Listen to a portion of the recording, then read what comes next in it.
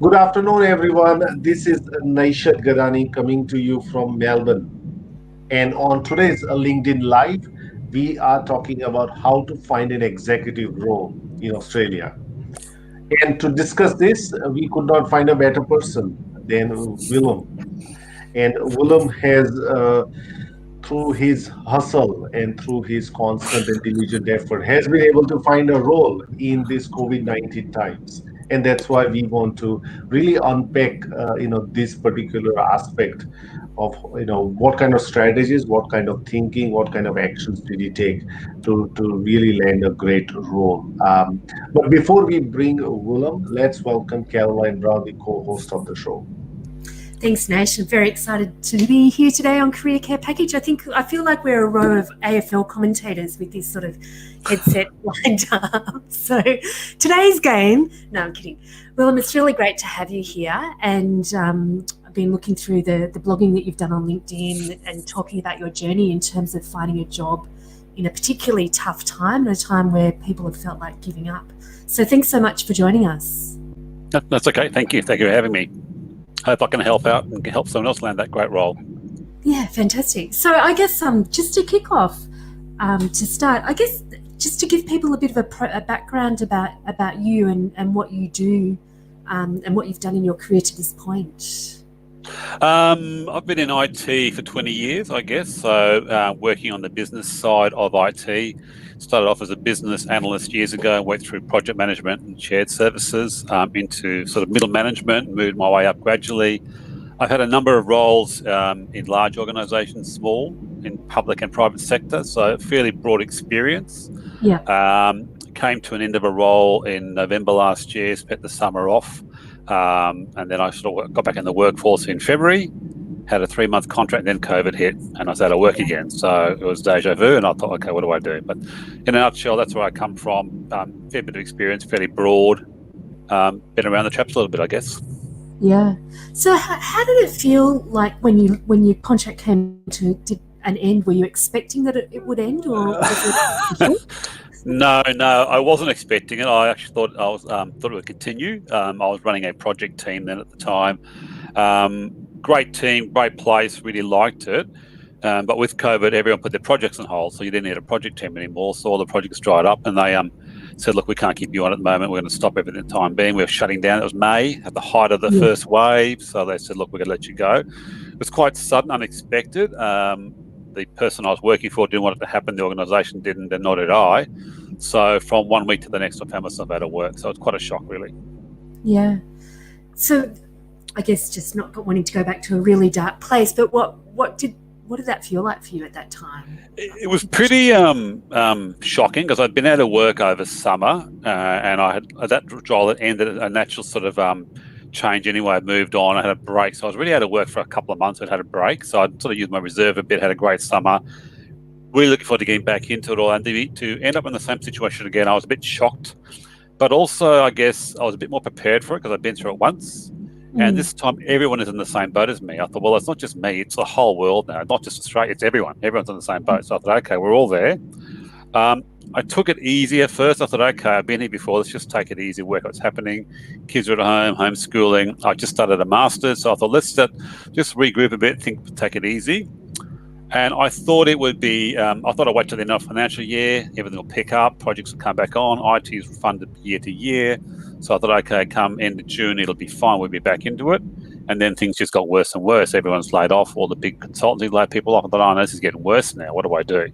And that's when I really started thinking, well, I'm in a situation here that's not good. I'm going to have to do something really constructive.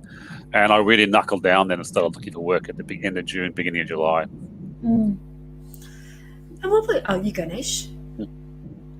So at what instance did you, so you obviously March, you had this another, redundancy or, laying off. And then when did you start to really look for work back again? Was it in the new financial year? Yeah, end of June, beginning of July. Because I thought at the end of the financial year, everything will kick up again naturally. I thought that would be a good time to start looking. And to tell you the truth, during most of May to June, when I was laid off, end of May, beginning of May to June, that's 6-7 weeks, I didn't really look.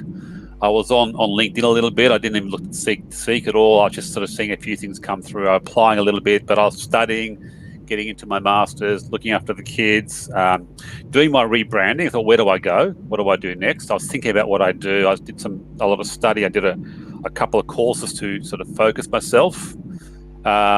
And then I started, end of June, I really started thinking, well, okay, this is serious now. When all the big consultancies laid off hundreds of people, if not thousands, I thought, okay, I'm in the market with lots of people. It's getting serious now. I don't want to be here for 6 months' time.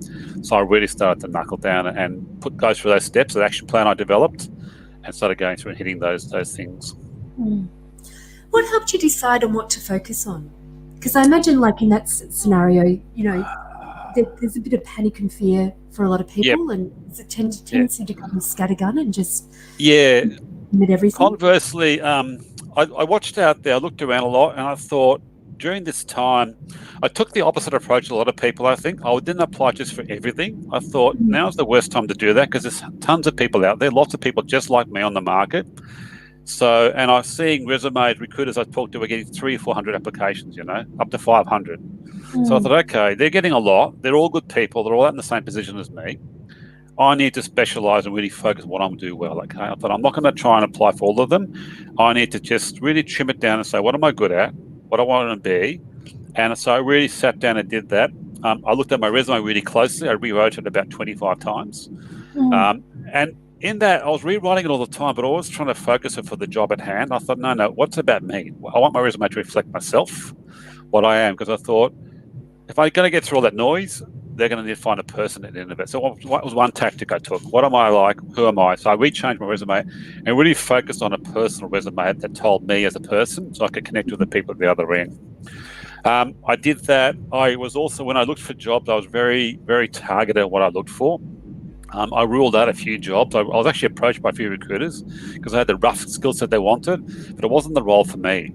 Some of them were a step backwards. So I thought, okay, I don't want to step back because I'm going to have to be in that position for 2 or 3 years before I can step back up to my position.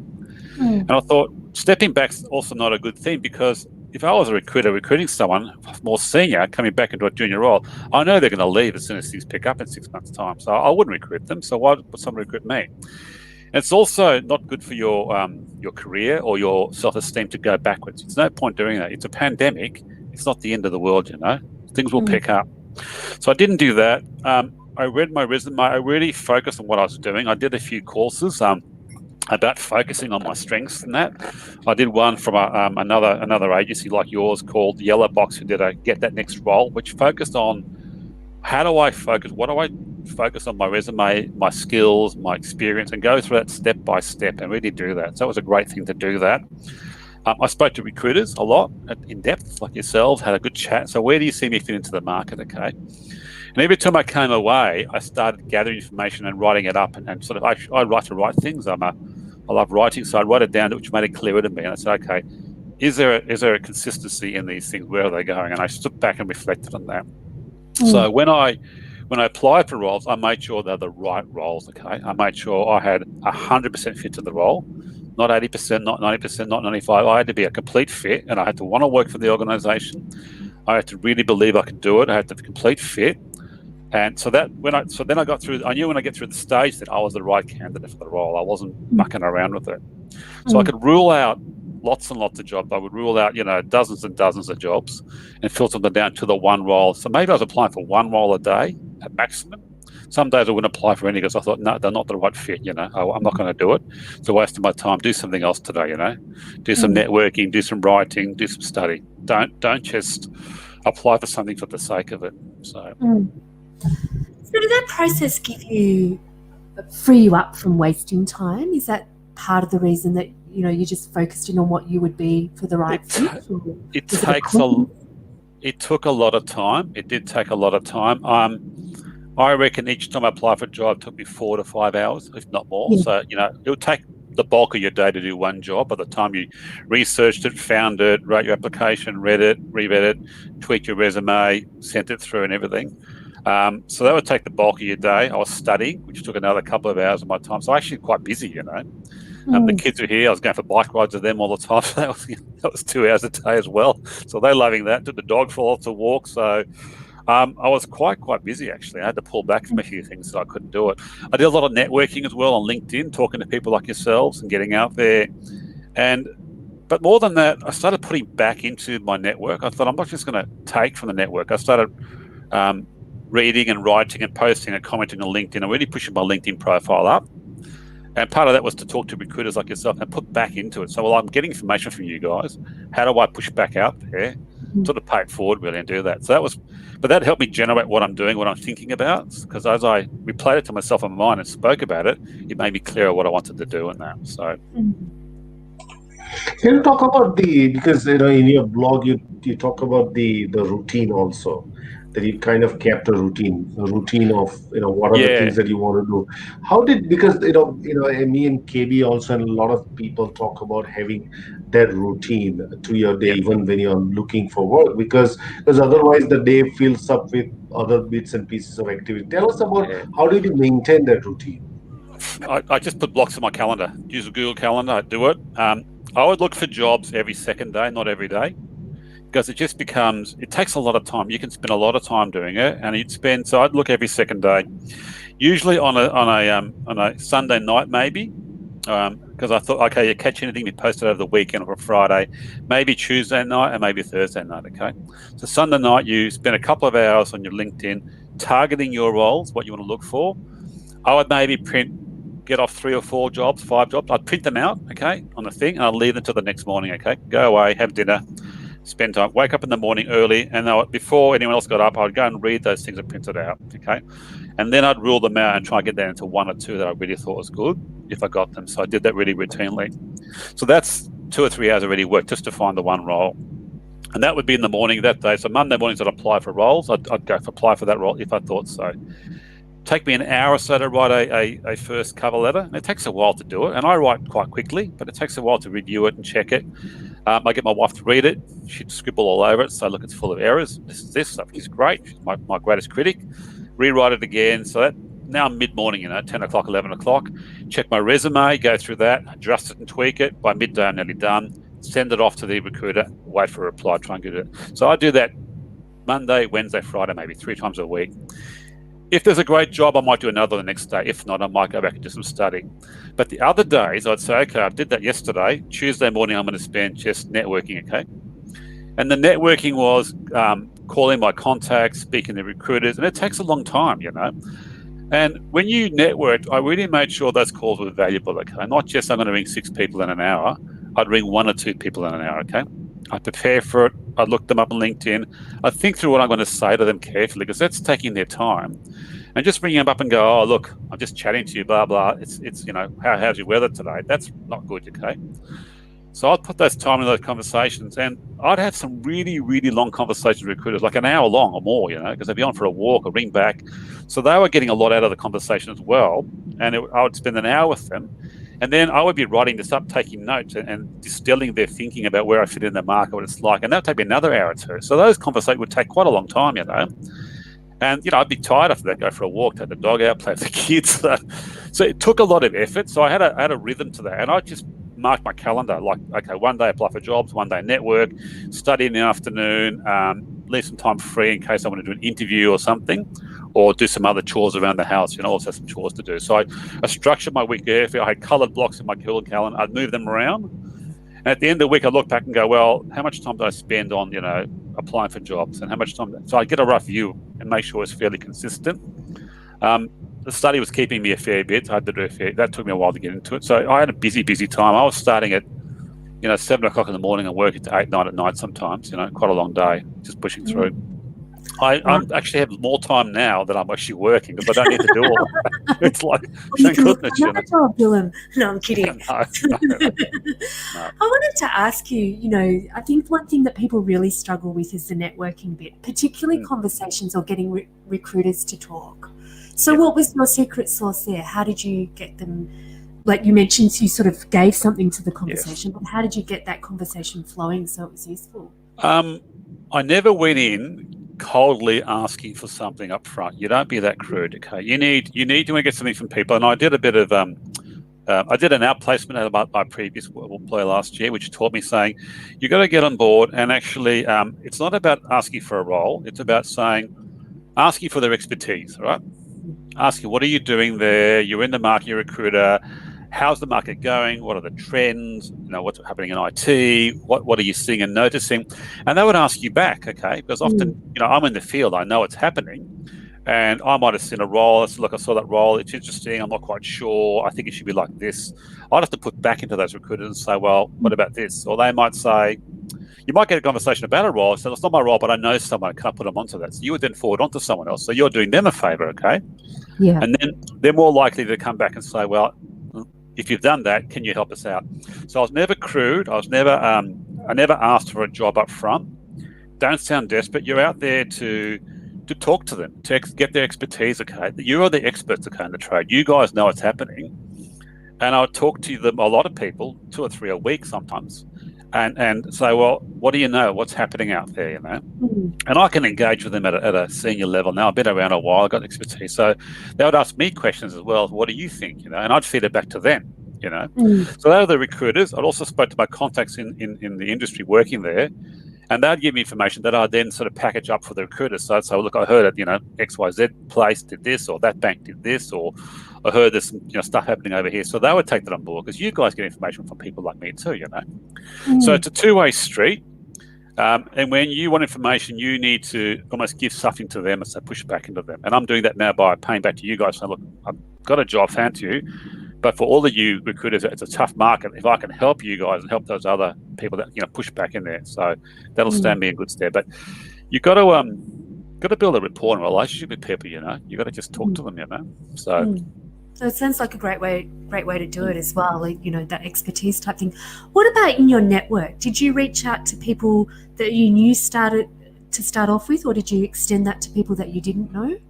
Initially with people I knew. I've got a fairly good network now. I've been around 20 years in Melbourne in this industry, so I knew them. I'd reach out to people. It's funny, you always feel people you feel comfortable talking to, like your friends.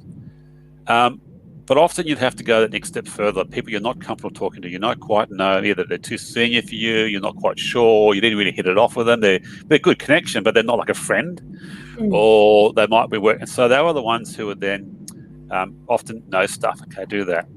But when I spoke to the colleagues initially, my friends I knew, my colleagues I got on really well with, I'd say, who else could I talk to? Who else would you recommend? And often they'll send you on to someone else. They'd say, look, I heard so-and-so's got this over here, or I could connect you with that person. Then you got an in to the next person, right? So you started working those connections forward and tracking them forward like that and do that. And you'd say, look, so-and-so told me about this. Can I talk to you? People are friendly. You usually want to say hello, particularly they've been recommended from someone else. So it's quite easy to do that and follow through. So it took a bit. I've got a long spreadsheet, and I got that going over Christmas. I went back to revisit it. But this time around, I took it much more slowly. I was much more considered who I spoke to. And I'd go back, I'd remember what I spoke to the last time. I always keep a track of what you're saying. I'd take notes so I know who I've spoken to. Because the worst thing is you ring someone up and they say, you spoke to me 2 weeks ago about the same thing, So, okay, so I knew that, Try and remember what they're doing, where they're up to. Try and remember when's good to talk to them. Make sure you've got time and you tune in. When you ring them and talk to them, because you're ringing everyone, you can't have coffee with them. You need to be aware of what they're doing, okay? Are they busy? Are they rushed? Do they sound like they've got time? So I pick the time of day often. Just pick a lunchtime maybe, not Monday morning first thing, because they're straight into the office, straight in, they're doing so. Don't ring them first thing in the morning. Ring them in the afternoon, after lunch. If they're about to go home, a bad time to ring as well. They want to go home quickly. So you pick your time of the day. And listen, really tune in. You've got to just focus. I'm ringing someone to want something. I need them. So how do I put them in the best frame of mind to help me, Bit of psychology there, Make sure you're rested. Have some questions. Have some direction to go in. And some of those conversations are quite short, but a lot of them are pretty long conversations, quite detailed, And then add something to value. Look at their LinkedIn profile, where they've worked before, what they've done. I would look at the profile, and often with recruiters, I'd see where they went to school or what they did or where they come from. So there's some connection to them about, you're from the UK. I lived there for 6 years. You went to Hong Kong for 2 years. I was there as well. It's something to connect. So you get a human connection to people. Maybe the footy or something like that, or the weather. You got to break it down and actually get a relationship going. And that was critical to the whole process, I think. I reckon 80% worked really well. Some were quite short. They were busy, But you got to just think about it through and take it easy. And really, it takes effort to work through. You need to put effort into these things. So I think quality is better than quantity. Okay. Don't do the scattergun. Don't just ring 10 people in an hour. Go, look, how you going? You got a job for me? No, hang up till I get. You can't do that. You got to be focused on that. And if you're tired and you're stressed or out of it, don't ring them. Okay, they'll pick it up. Yeah. If you're, be in the mood, be in the frame of mind. That's so right. You go, Nish, if you want to. No, I think I'm just reading Kapil's comment that don't apply for something just for the sake of it. Such an important advice, Willem. Yes.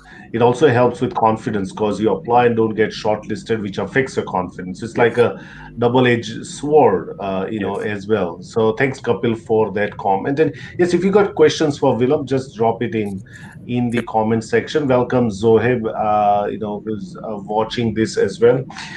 Because one of the things that you mentioned about that you changed your resume completely. You also wrote down stuff that you've done outside of the work. Yes. Tell us, how did you contextualize that? Because people, let's say somebody has play golf, right? But you got to contextualize that in the role. So how did you do that? That's what I'm interested in. I think it's relevant. I did it because I was rewriting my resume all the time. I was writing really standard resumes, lots of text, lots of skills, lots of experience, key skills, key accountabilities, what you did. And, and it was 10 pages long and got down to 4, but it just read like text on the page and it was boring. Just a lot of words on the page. And a friend of mine I spoke to him, actually, one of my network I was doing, he sent me his resume. He said, look, when I ring people, when he recruits people, he wants to recruit the person, not the skill set. He said, I can get skills. I want to know who I'm going to work with. And he sent me his resume, and I copied his resume, basically. I changed it. But his was very different. He said, I want to put myself into it. And I read that. And what I took on board is he had half a page at the end of it about himself, what he did outside work completely, right?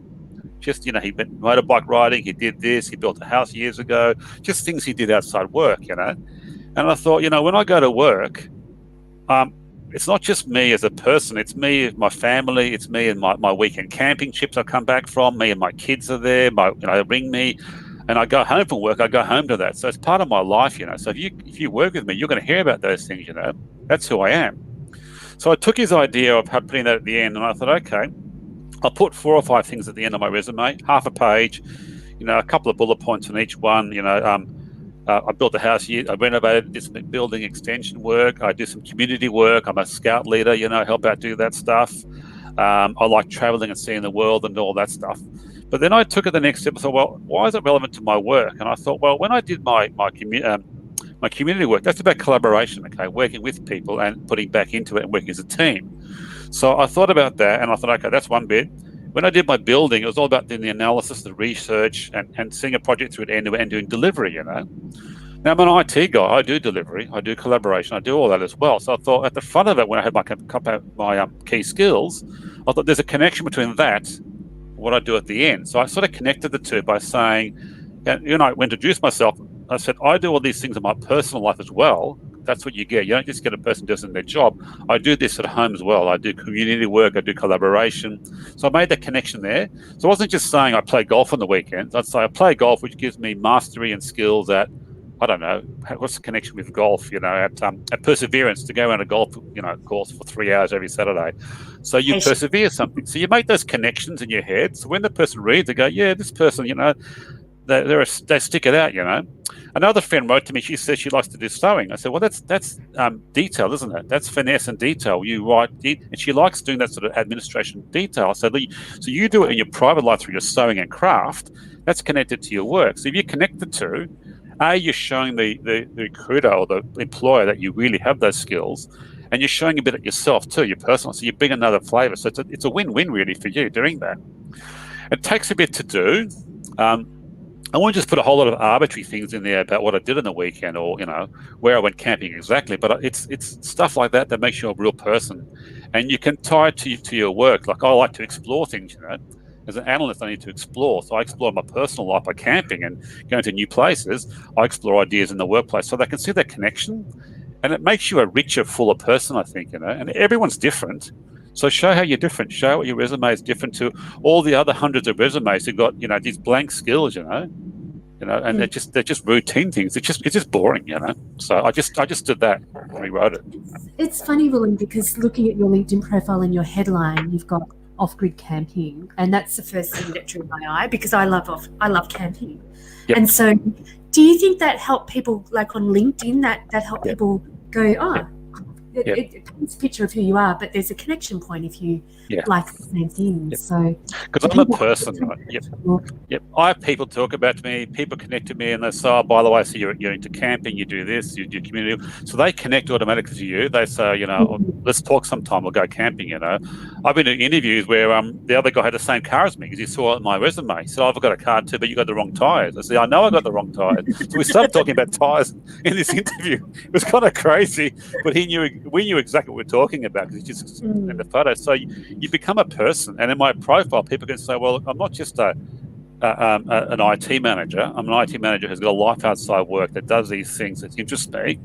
And I wanted to, it's your LinkedIn it's your professional profile. When I go to work, I talk about my work, but I talk about my life as well. So why can't my profile reflect that? So if you ring me up and see me, you see a person who's got, I've got twins. That's very important in my life. I go camping. I like to do community work. By the way, I'm the head of shared services technology at Judo Bank, and I can do all these technical skills as well. So it just makes you a better person. It makes the world more interesting, I think, So we've got a question from Tats, and it says, as a recent graduate and newcomer to the industry, it seems difficult to give back to the network as I don't have much experience and expertise compared to an experienced professional. How do you suggest to get over that hindrance while networking? I think that's a great question. So, but you always have something to give. You always have something to give. I can give you. I'll tell you another little side story in a minute too, and maybe that's a connection there. I'm moving into the data science space a lot more, and I'm working in there, and I've been in lots of webinars just to see what's happening out there. And I've heard a lot of grads get into those seminars and say, "How do I break into the field? How do I get into that thing?" And this is the question we're asking there: how do I get in there with no experience and all that? You've got experience. You've done work outside that space. Don't make that your Achilles heel, the fact you've got no experience, all right? You need to forget about that, all right? If you're there, you're smart, you can think, you're on LinkedIn, you're looking at it, start looking what's out there, start commenting on other people's posts, not just like it and that, start interacting with it, okay? Feed stuff in there and make it a decent comment, okay? You see a post you like about, I don't know, a particular company, what they're doing. So, okay, I like this company because X, Y, Z, it relates to me. It relates to my studies. I did this in my studies.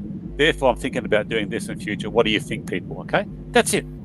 You've now made the connection between what that company's doing, your studies, and maybe your resume, and you said, what do you think, folks? Am I on the right track here, okay? So you're starting to put out there and asking for feedback from people going, I'm doing that. And you'll be surprised. People go, you know what? Was it TAC there, the name? I forgot the name. Yeah. Tats. Oh, I'm sure, Tats. I'm not sure you did there. They might write back and say, have you thought about this? Or you thought about that? Then you got a connection and an engagement, right? You go, well, no, I did think of that, or I didn't. Thank you very much. I'll go and explore that, okay? If you've got time and you're unemployed now, you can do so much reading on the web about different things, but target your reading to your degree, to where you're going to work, and start reading that and digesting that, okay? Put it back out there on the post. So, look, I think X, Y, Z about this is where I want to work. What do you think, folks? You're showing interest in that, okay? You're doing that all the time. I'm doing it now at my age, right? I'm getting into a new area, but I'm showing interest in data science, what I want to do with it, okay? I don't want to become a data scientist, but I want to work with them. So I'm interacting with that whole area, the whole industry, saying, well, what do you do? How do you work? What's happening? And I'm feeding and commenting back out there. Then I get the feedback out there and I learn more about myself. So I think if you've come out of college and university, what do you think about this stuff? What's your view? You got a mind, you got an interaction, you got a thing. Go follow some people, find some of your peers in that, follow people in your area, look at what they're doing, interact with them, talk on their profile. You see who else is up there, okay? And you'll see that if you start commenting on their post and putting back learned comment, thinking it through or asking questions, don't say, I want a job in this space, what do I do? Say, look, I think about this. What do you think about that? Oh, I saw this over here. That makes a connection. I've just studied this. Is that the right thing? You can ask for help. I'm thinking this X, Y, Z. How does it get to connector? And people will really help. They want to help you. If you're coming out, people say, look, you know what? I've been here 20 years. Don't make the same mistakes I did. Why don't you go try this? And people will love giving advice, Here I am for now, just giving advice, People love learning and showing. So put it out there and ask for that help. in a not desperate way, but saying, what do I think? I'm trying to get some ideas. Put your ideas out there. Show what you got, and people will respond. I think they will. Fantastic advice. One thing I wanted to ask you was, Nish and I were talking about this before, about when you're working on a project but there's no end in sight, looking for a job, you don't know when that job's going to come. How did you keep yourself moving forward? I know you spoke about routine and planning and things like that, but was there anything else that you did that just kept you more optimistic and moving? Oh, look, I had my down times. I went up and down, and as a market, I tried to watch what was happening, engage it all. I think for me, it was to write a few articles. I put a few articles. I enjoyed writing. I did that, and I got a good feedback. And I thought, well, there's a whole area that I'm quite interested in, And for me, that might be a side income stream I develop eventually, because I'm quite good at writing. I quite like it. I thought, well, I could do that on the side. So if I, heaven forbid, fall out of work again soon, I can go straight back to that and start writing. Okay, maybe I can generate some income. But it is tough. It was COVID. For me, during the situation, I thought, I guess it was kind of perverse reassurance that everyone's in the same boat. It wasn't just me on my own. It's everyone's out there. I thought, well, everyone's in the same boat. We're all there. We can all commiserate together. I'm in Melbourne too, complete lockdown, so it's really terrible. So I don't know. We're human. I'm human. I have my ups and downs. I have my good days, my bad days. I'm pretty positive, I guess. I guess it'll break eventually. And I stuck to my guns. I talked to those recruiters, and I thought, no, you've got to just stick to what you're good at. It'll happen. It's in due course. And I thought it might have taken 3 months or 6 months. For me, it just took a few weeks in the end. It was only a month. I was quite lucky in the end. So, and I think it was because I was quite focused and quite confident what I could do, what I was looking for. So when the job came along, I got through the interviews. I think relatively easy, because I knew what I wanted to do. I knew I could do the role. I knew what to talk about. I'd done my connections. I'd done my thinking. I'd rethought my resume endlessly. I was comfortable with it all, and I sailed through, I guess. That makes sense. Yeah, that's such a powerful thing. Nikos is saying great advice, Willem. In a world of algorithms and keywords, it's so good to see there is empathy and humanity in recruitment process. Have you observed that that people are more compassionate and demonstrates more empathy in this whole recruitment process? Have you seen that difference? I think so. I think the recruiters are doing it tough as well, because a lot of people aren't recruiting out there at the moment. So I think it is tough out there for everyone. Yeah, I think there's a lot more, and I think everyone else is in the same boat too. People are more understanding. Okay, so yeah, I think there's a lot more empathy out there. Yes. So my phone's going off and it's just annoying me, so I'll just turn it down. There you go. Excellent. Ted saying, thank you very much, Willem. We'll take those insights into my networking process. And I think what you mentioned is so powerful, is around giving value back and putting ideas, back to the world, because I believe that people in me and KB share this with through this LinkedIn Live, and also professionally, is that if you demonstrate genuine interest in people, if you demonstrate genuine interest in a vocation, I think people are out there who would say, you know what, let's work together, let me help you out and answer that question. But if you go in just with, have you got a job, have you got a job, have you got a job, I think people will just being just put off by that. Yep. I think you've got to invest in your brand as well, what you do. And if you're just at a uni like Tate's or someone else, TAC, I think it was, you can do your own branding. You can do some courses on LinkedIn. There's lots of courses out there. You can do read out some good webs and blogs, and you comment on the blog. If you see a webinar, you listen to it, go, that's really interesting. Put it up there, put the link up, and comment on it. Say something about you. Show yourself, okay?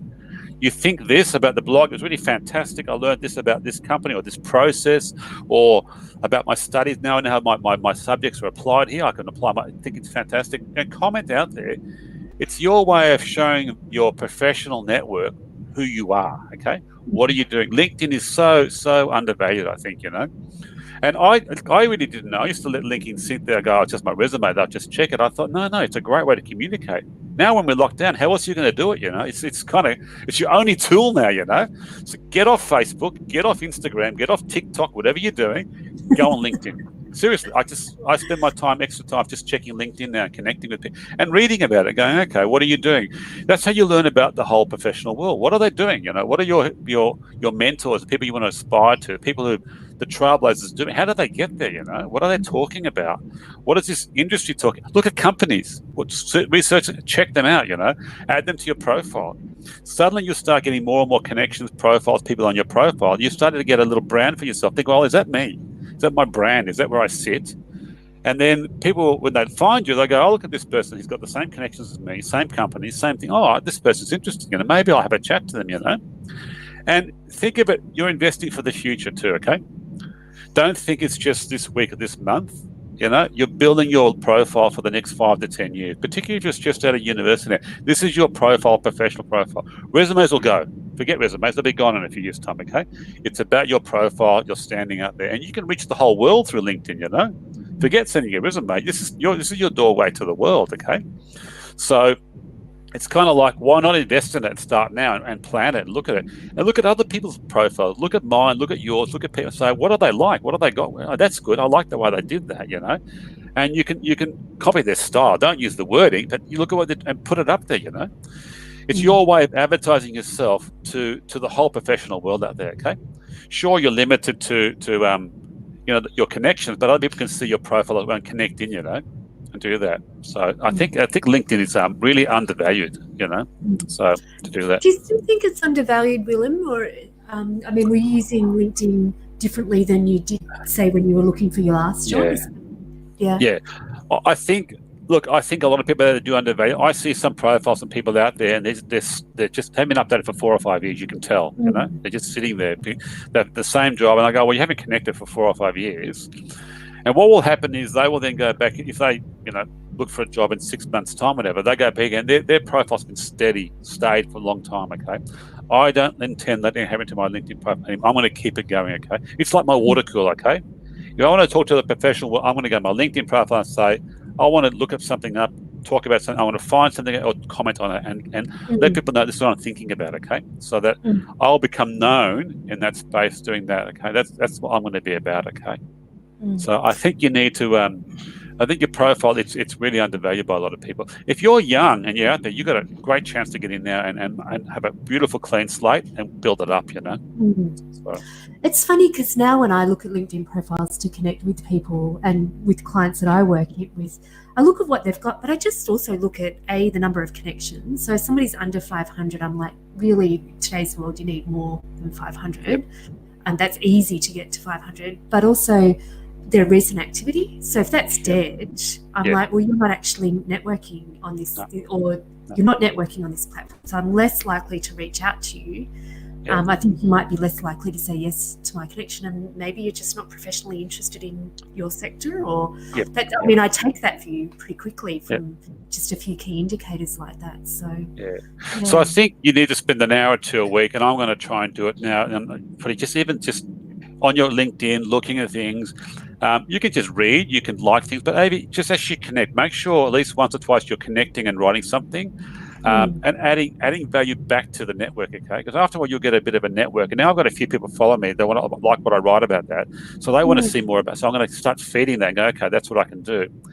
And for me, it might become another area where another income stream, a value stream, but I might do it differently. But even about my data science stuff, I'm going to start feeding back there about that, what I think about it, what companies are doing, where they're going and everything, I think it's undervalued. You should really use it and overdo it.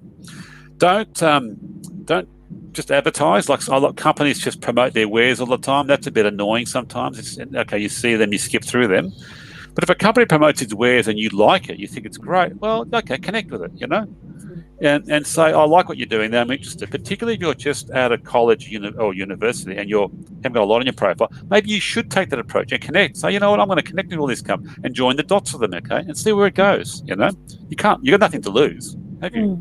So the worst thing that will happen is you'll be ignored. That's pretty much the worst scenario on LinkedIn. Yeah, absolutely. Excellent. And Paras is saying great advice, Willem, and also Kapil is also sharing the same opinion. Willem, anything else that that we haven't discussed that you want to leave, because you've given us so many things, and I'm pretty sure that the listeners or the watchers will find it Yeah. very interesting.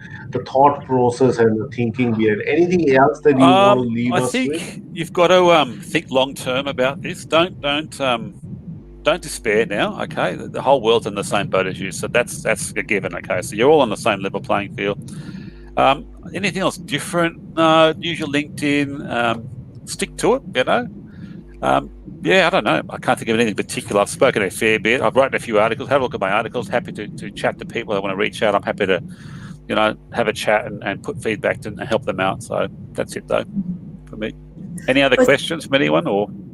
No, Paris says great advice and thank you for your input. So I think that's shared by all of us. And just one last thing, it's interesting you're saying about the blog posts that you put up on LinkedIn. I mean that's exactly the reason that Naish reached out and connected with you, because of the insight that you showed. So it really does. And then you're on this.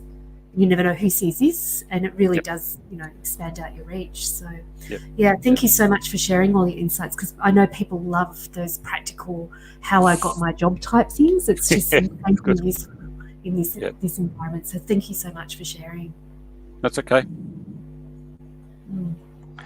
Thanks, Willem. And, we will be back tomorrow again. And tomorrow we are talking to Brian Gardner. We are going to talk about movement and habits, and specifically in the context of careers and jobs, and how small movements or small habits can really make a huge difference. So don't miss tomorrow's session. That will be 3 p.m. Melbourne time. And until that, if you are in Victoria, still have to mask up. If you are anywhere else, please look after yourself and your family members. And we will see you tomorrow, 3 p.m. Until then, bye everyone. Bye everyone. Bye-bye. Good luck, everyone. Bye.